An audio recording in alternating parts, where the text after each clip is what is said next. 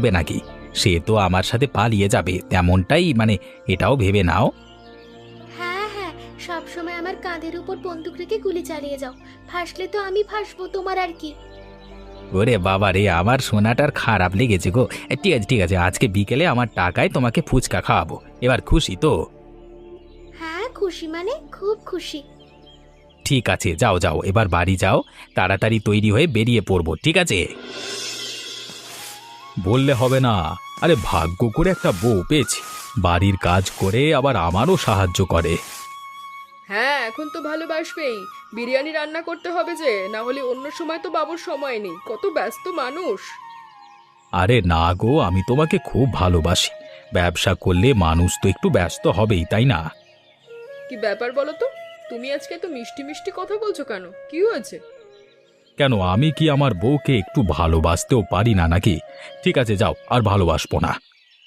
ওরে বাবা রে, একেবারে রাগ হয়ে গেল। তা কি বাজার করে এনেছো শুনি? কিছুই নেই, শুধু 20টা ফুলকপি আছে।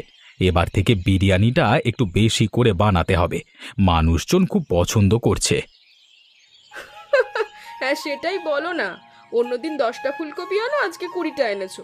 কেটে বেশি বিরিয়ানি রান্না করতে হবে, ওই জন্যই এত ভালোবাসা, এবার বুঝলাম।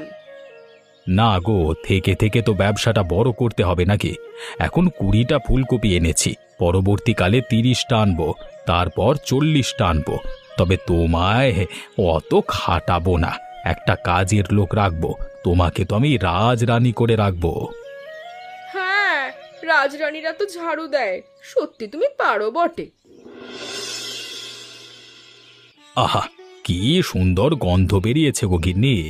এবার বুঝতে পারছি কেন এত কাস্টমার আমাদের হোটেলে ভিড় করে। তুমি কি একটু চুপ করে বসতে পারো না? সবসময় ফটর ফটর করেই চলেছো। দাদা, দাদা, হোটেল থেকে বেরিয়ে আসুন। আরে দাদা, তুমি কি হয়েছে? হঠাৎ এমন সময় আমার দোকানে ছুটে এলে? তখন আপনি টাকাটা দিলেন, আমি তো গুনে নিইনি। বাড়ি গিয়ে দেখছি আপনি 100 টাকা বেশি দিয়ে দিয়েছেন, তাই ফেরত দিতে এলাম।